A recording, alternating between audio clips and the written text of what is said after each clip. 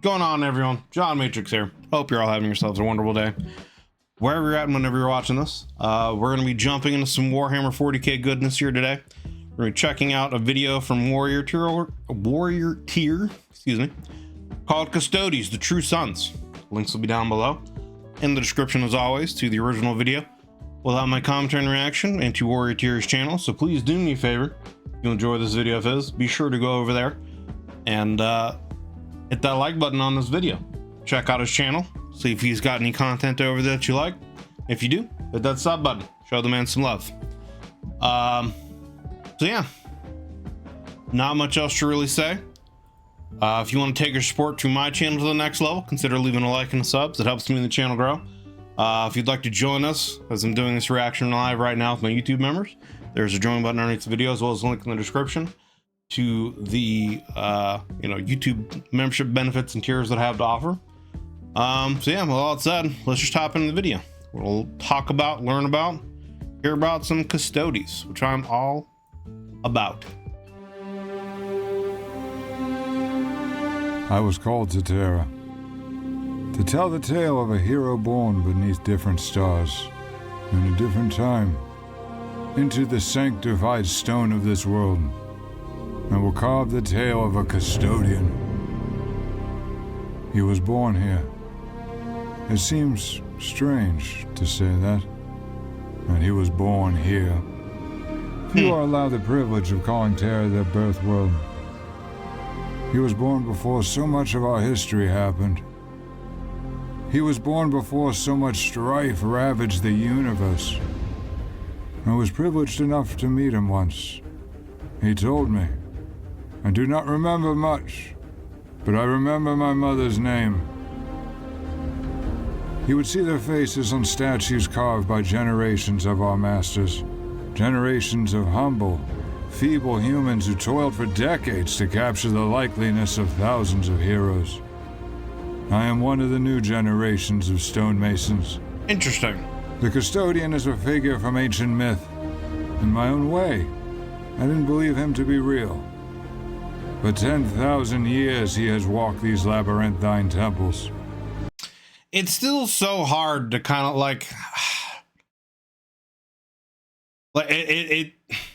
how do I want to say this, right? Like, it's just interesting to me that how prominent these figures are in the lore, that they're also kind of these mythological beings, right? Space Marines, Custodians, the Primarchs, even the Emperor himself, even though there's trillions upon trillions of humans that believe in the Emperor, right? Like, how many people have actually seen him on his golden throne, etc.? You know what I'm saying? But I guess that's also part of what faith is, right? Believing in a higher power with, not necessarily needing a physical connection to it, I guess. I don't really know how to put it, but it's just interesting to me how,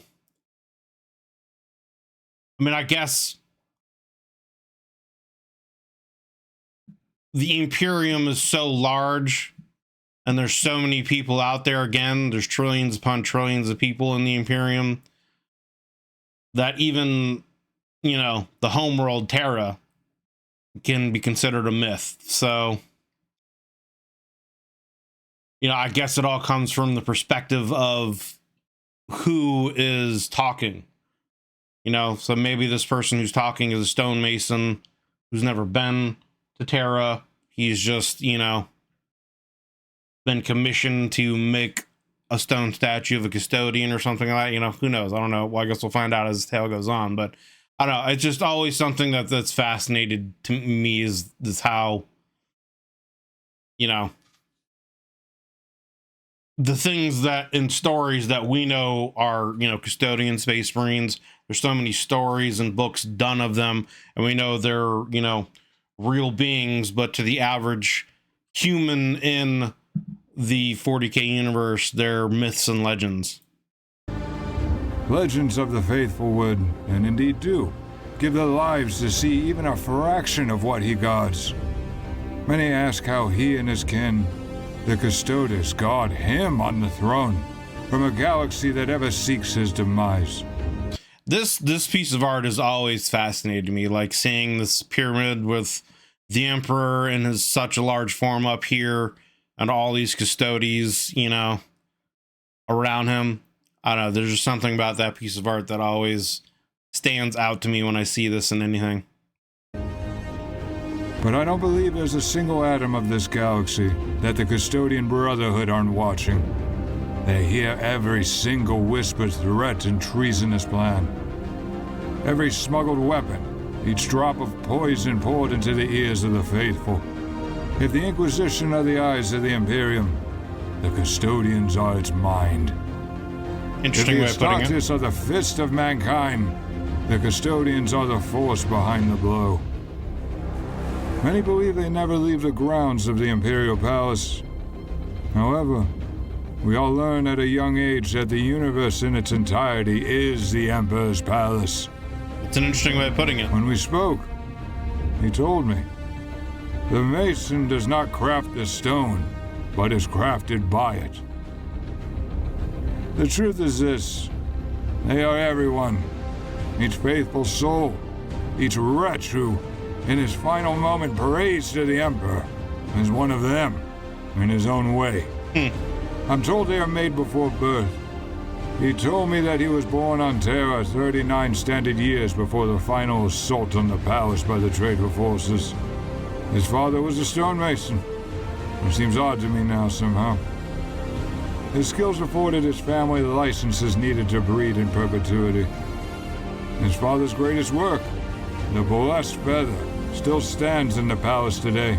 It has seen over 90 centuries.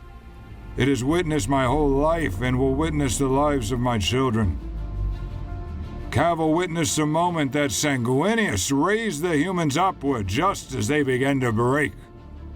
In those final, hellish days before the siege of the Eternity Gates, the Custodians saw those humans, caught in the updraft of the Angel's faith. During my years as a student, I was made to study pics of that statue daily by my lectors. I was made to behold what faith could create, what war made us into. I was brought to Terra to set in stone the tale of one of humanity's heroes. Even by Astartes' considerations, he was taken at an early age. But he was 19 standard by the time he had completed his apotheosis. His next 11 years were spent hunting beneath the palace proper. For beneath his ground still lurk beasts, monsters, traitors, and worse. You know, that is also something that I haven't really heard talked about a lot in various videos and lore and stuff. Like, I've heard about Astartes and their training and all the stuff that they have to go through and the process of the implantation of the gene seed and the various technologies, you know, to get their suits to integrate with them, you know, et cetera, et cetera. But I've never really heard about the process of the Custodes training, right? Like, genetically, they are, you know, made perfect by the Emperor through his science and are, as far as I know, born, you know, with these genetic modifications. And they're basically the pinnacle of genetic engineering, with only the Primarchs being above them because the Primarchs are enhanced with warp essence or, you know, demonic essence or, you know, whatever you want to call it.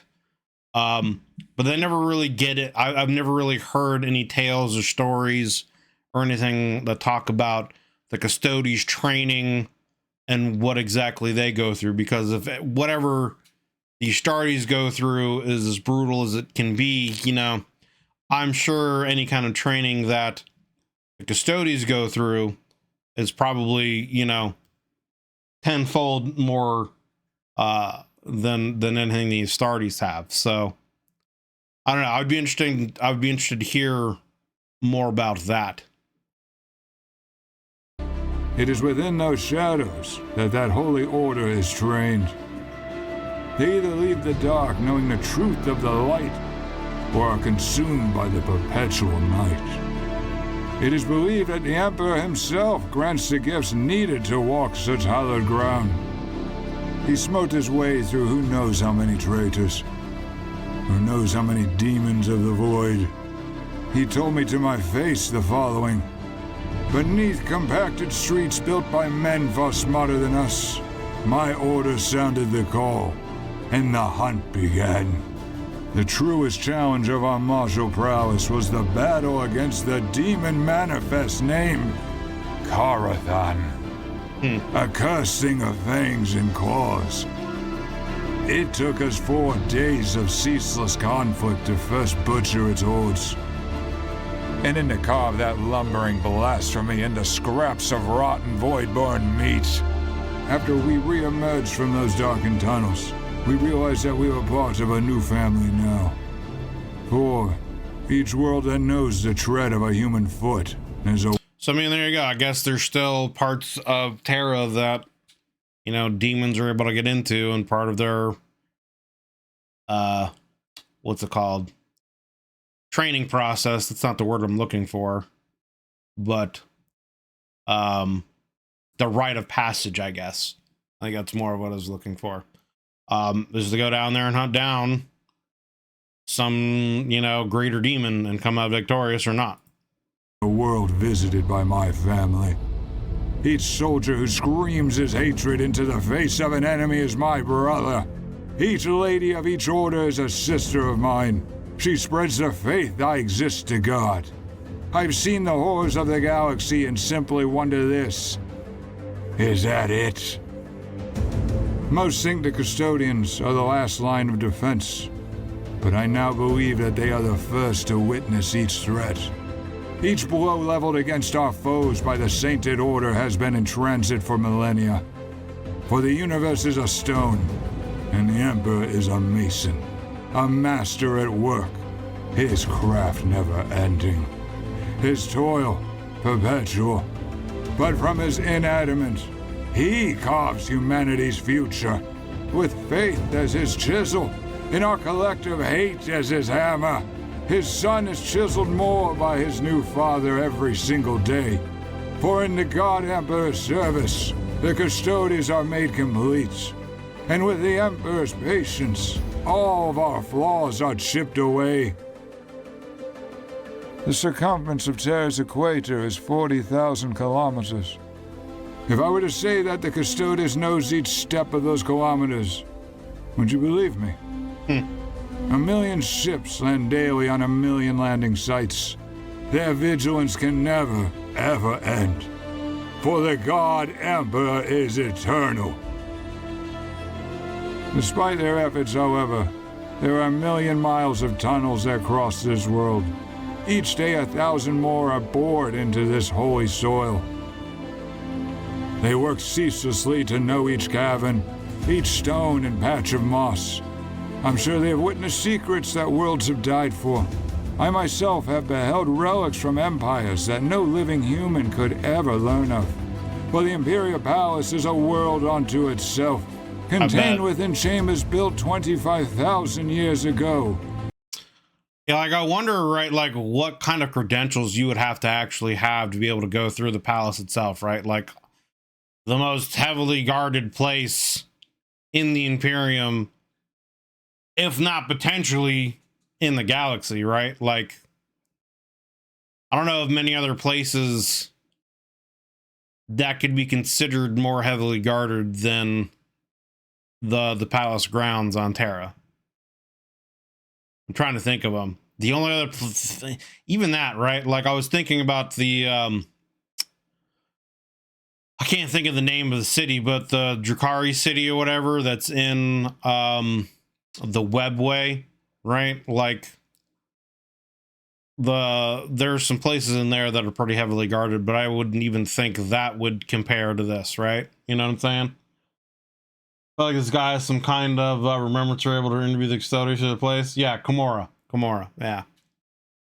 But even then, I would, because haven't these Stardies even assaulted Kimura? Haven't they even broken in and gotten some things out of there before? So, and I think the only successful siege that's ever happened was the actual siege of Terra, but even then they didn't break through the palace, right? Horus had to bring the Emperor to him. are the testimonies to humanity's perfection, the proof of our truthful place as rulers of the galaxy. And deep within those holes behind doors that have laid shut for centuries, beyond 1,000,000 myrtle holes, beyond galleries containing the sum of human art, beyond the legions of the Terra Imperialis, behind that final golden portal, he lives on. And his sons will never rest. Their blades never falter. They are his best and brightest. They are all of our faith made real, and their spears never dull. They are the chosen heroes.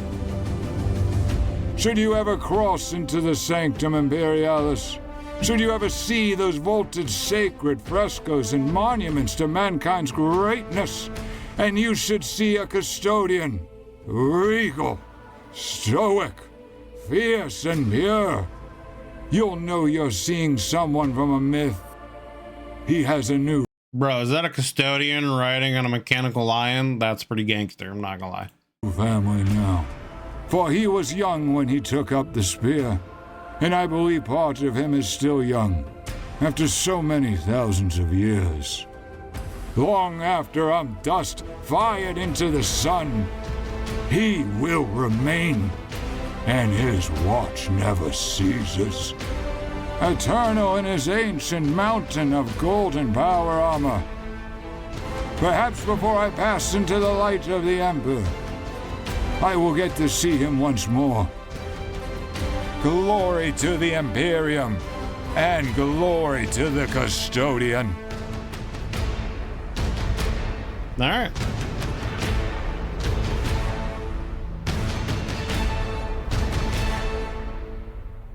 And there we go. Written by Lust Scribbler. Okay. Well, yeah, that was Custodes, the True Sons. Video by Warrior Tier. Like I said, links will be down below in the description. The original video without my commentary and reaction. And to the Warrior Tier's channel. So if you enjoyed this video of his, please do me a favor, go over there, hit the like button on this video of his, and check out the content on his channel. He has a lot of great content in the 40k universe. There was a really great video I did a reaction to that he did about Angron. You know, the story of Angron and everything that led him to essentially becoming a demon prince, a demon primarch, I should say. Great video, S-tier video, absolutely recommend it. So do me a favor, check out his stuff, give him some love if you enjoy his content. But yeah, I mean, Custodes Giga Chad. What else is there more that needs to be said about him? You know, they were, if I'm not mistaken, the Custodes were the first of the Emperor's genetically modified, like, super soldiers, and then the Thunder Warriors came after as something to just make as like tools and weapons, and then were made a little bit more, I don't know if necessarily perfected is the best way of saying, but at least toned down to a version that was more controllable while still being as effective as possible. And of course, the secrets of how the Custodes are made are just that. They're still kept a secret, with only probably like Valdor and maybe a few people in the Inquisition potentially knowing how that happens, you know. As far as I'm concerned, the Emperor cared more about the Custodes than the Primarchs. I do kind of agree with that, man, right? Like, the Custodes were his first real creation, and they're the ones that were always closest to him. And even though he did more with the Primarchs, and he still kind of sees them, like, I still feel like he sees the Custodes as his children too, right? But it just feels like the Primarchs are really made more to be a tool to lead the Astartes and be an instrument of his will out there in the universe, while the Custodes were always meant to be by the Emperor's side no matter what. You know what I mean? So it really does kind of, I do tend to agree with you, where it really does feel that way. And like I said, you know, I know how, like, I know what the training and everything the Astartes go through, from, you know, becoming selected and going, you know, becoming aspirants and yada yada, all the way up to becoming Astartes with the gene seed implantation and various other implants and cybernetic things that attach to the nervous system so they can get integrated with their suits and etc, etc. But I've never really heard a whole lot about, you know, what the Custodes go through. They talked kind of a little bit about this. It seems like a rite of passage is to go to some of the deep under tunnels on Terra and hunt down, you know, some greater demons potentially that could still be there, as part of their rite of passage. And if they survive that, they can call themselves Custodes. But yeah, other than that, I don't really know what else a Custodes has to go through, but you would assume, right, that anything the Astartes has to go through with their training, a Custodes probably has to go through, you know, 10 times as much. But there's also got to be some other kinds of differences, right? Because, like, the Astartes are also trained to be effective as a unit, whereas the Custodes are trained to literally be like a one-man army. You know, they're trained to be able to do whatever they need to do on their own, whereas the Astartes are trained and programmed to work as a unit and try to keep each other alive and survive that way. So there's also got to be other differences in how that, you know, works, etc. If I remember correctly, Custodes are literally taken as infants or toddlers. See, and I thought they were even like genetically modified, like in the womb, right? I thought that's how far it went, like literally on a like conception level. That's where those things started. And then, you know, yeah, once they're at least at the age of being able to walk, they're then given over to the Imperium to start doing whatever needs to happen for them to, you know, be trained and taught as Custodes. I thought that's essentially how it went with them, right? Like, they either the family, the families were either noble families that were, you know,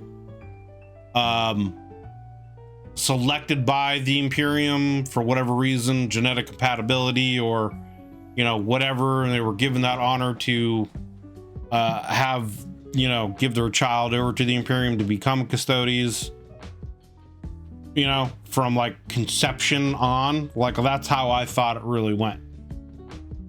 In the books, it definitely describes how well they work together too, each fighting his own battle but able to move around each other, missed their brothers by inches with swinging their spears. Yeah.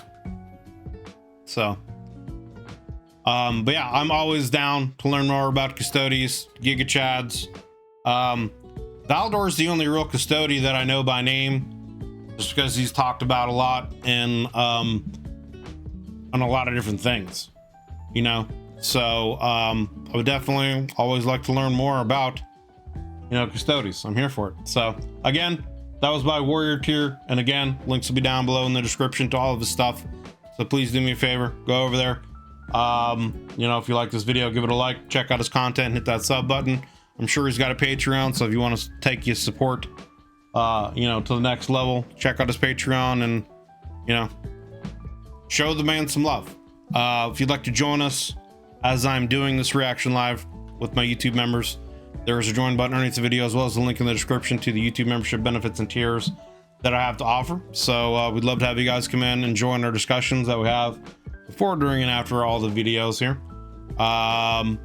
Get priority. You can get priority on any kind of reaction requests you might have, access to videos earlier. There's some Discord channels in my Discord that are for members only. You can come in and join some of our discussions there and vote on certain things, etc, etc. So if any of that has any interest for you, you know, check it out. But regardless, thank you guys very much for watching this video here. If you are still watching to the very end, it means a lot. I greatly appreciate you taking the time out of your day to hang out and watch this video. If you enjoyed it, consider leaving a like and a sub, as it helps me and the channel grow. And it lets the YouTube algorithm gods know that you enjoy this kind of content and you want to see some more. And yeah, we'll see you on the next one. Hope you all are having yourselves a wonderful day.